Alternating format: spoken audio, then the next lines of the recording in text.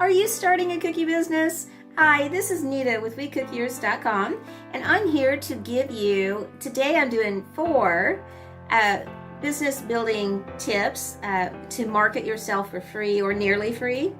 And so we'll just go ahead and get started, and then after I'm finished with these, I'm going to give you 3 or 4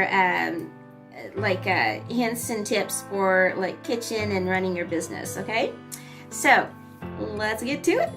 Number 1, I've mentioned before about leaving your business cards at grocery stores or libraries or something like that do it to where you're, it's not overboard by any means. You don't want to get in trouble and just have them trashed by the workers, but just once in a great while. But let's go a step further. How about, and this may or may not work for you because it will cost you a little bit of money, is to get some hard drive sticks and put some photos of yours on those on the sticks, and just leave those in just key places, a few of them here and there around town, and I guarantee you someone will snatch those up because of the flash drive, but they will be looking at it and seeing, and make sure you add all your information and some good pictures of your work, and that can really spread your business. But also leave a slide in there saying that something to the effect of, "Thank you for picking me up. Please, after you're done viewing, place it somewhere else of your choosing." And I'm sure that they would do that. I've never done that, but it's just something I thought of, and maybe that can help you, right? I'm following a list here. So my next thing would be, I always keep extra blank cookies uniced in the freezer.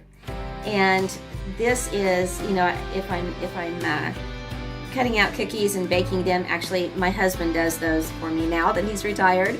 But when he does that, I'll have him take the extra dough and go ahead and cut out shapes. It doesn't matter what shapes they are, and we'll keep some in the freezer for the purpose of, if somebody contacts me and they're kind of on the fence of whether to go with me for an order, if it's somebody that just doesn't know me, I can say, well, hey, I have a sample, just come over and get it. And it doesn't have to be iced even, but it's better because then they can taste your royal icing as well, or if you use buttercream, fondant, whatever you use for your icing.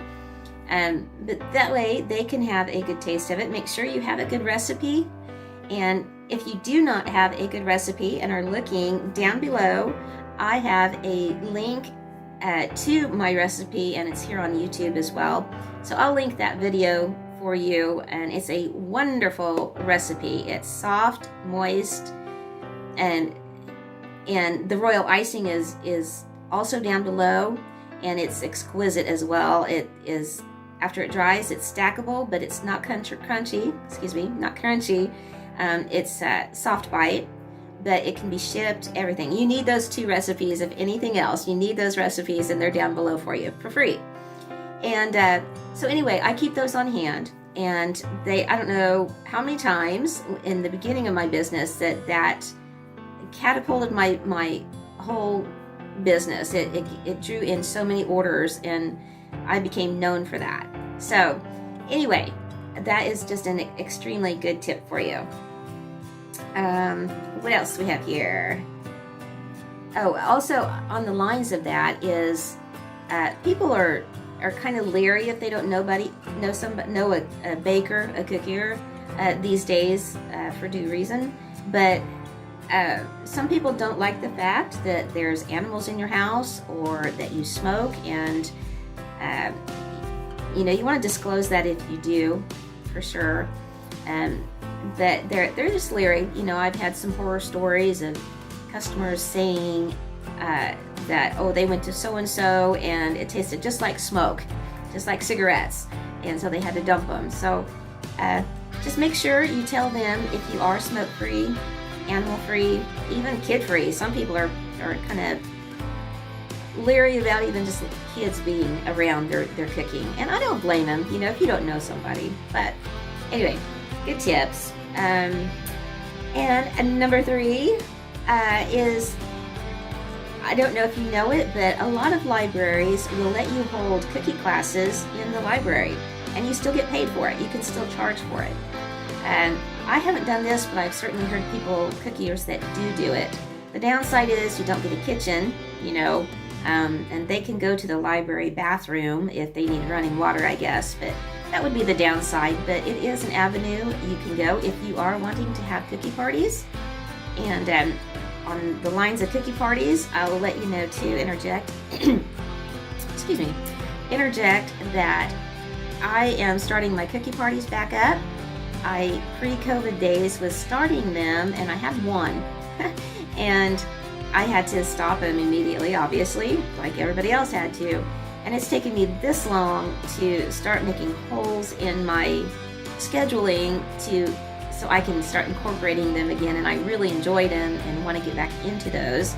So I decided, in so doing, as I'm planning right now, for 1 month I'll have a cookie party in 1 month, and I'm going to do videos, a series of videos for you of the process of setting up a cookie party and all of the preliminary work, and it's a lot of work, but it can be so worth it for so many reasons.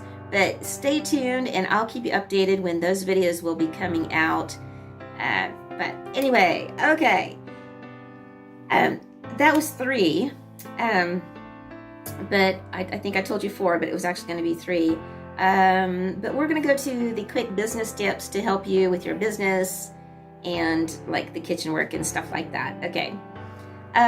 One is a business tip. So I hope you're collecting the emails of your people, that, you know, you can market to them after you disclose that they may be getting marketing emails, perhaps. It's a way that you can always reach them, like if, who knows what would ever happen, Facebook or Instagram goes down or something, you can still get a hold of them, get their emails and get their phone numbers. But as far as the emails go, I'm rambling. You should be putting in your email your signature. Make sure you have, of course, all your information, including a byline or a tagline, a little short saying about your business that tells them more about your business than just what's in the name.